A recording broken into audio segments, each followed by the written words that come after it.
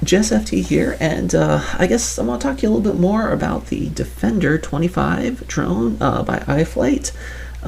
I guess I never really got to tell you about how I have my battery set up. If you're flying this guy right now, you probably realize that it is almost impossible to get the batteries that slot right into there. And I'm going to tell you what I did, and it's kind of cheap and dirty, and I feel really bad that I had to tear up, but I tore down an iFlight battery. This is kind of what it looks like. It was really easy to disassemble. You just undo the little screws at the very front, and then everything is just snap locks in place. And I carved it away, and so this basically fits right on just like that. And I stick the battery in there, and it holds it pretty darn good. I'm going to show you exactly my setup here. Take this battery here, and I usually... So the foam that the whole drone came in, you can actually carve up and kind of fit to the batteries. And I just take it like there. This is I think 720, a little bit bigger than I usually fly. If you do fly anything bigger than like the 550, you're probably gonna end up over the 250 gram limit. So just remember, you gotta make sure that you do put your ID on there for that.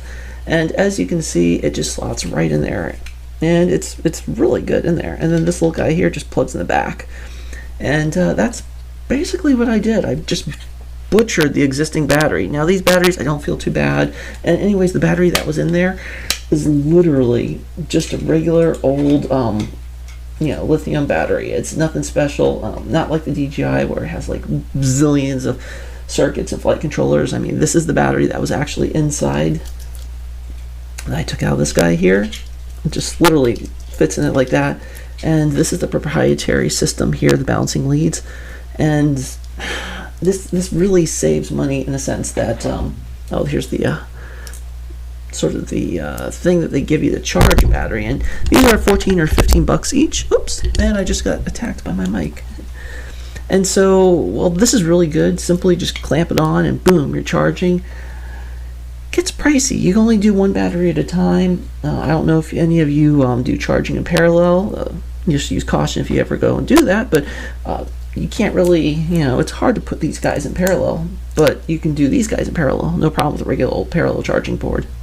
So quick look at the battery that's actually in there. As you can see, this is the 500 milliamp version, and you can see it's an XT30, sort of the right angle flat top design. And then it has this really weird proprietary balancing system that actually slots right into that guy right there. It's not a bad design. I love it. Problem is, if this is the only drone that uses it, it's kind of pointless. I mean, you want to have lots of batteries to fly it with, and if you only have one battery that goes with one drone, it doesn't make sense, because I'm sure many of us probably have like 3 or 4 different drones, and it's great to share batteries. And the 4S is a pretty accepted battery for many of your tiny whoops and whatnot. So really, it didn't take any modification other than just screwing out those 2 screws and taking a little flathead and cautiously pulling out the bottom part, and I find that it stays in there pretty well. I have a little piece of foam in there. I don't know if you could see it. Sorry about the poor quality camera. That's all I got right now. All my money's going to the whoops. And I don't get paid anything to do this, nor do I want to.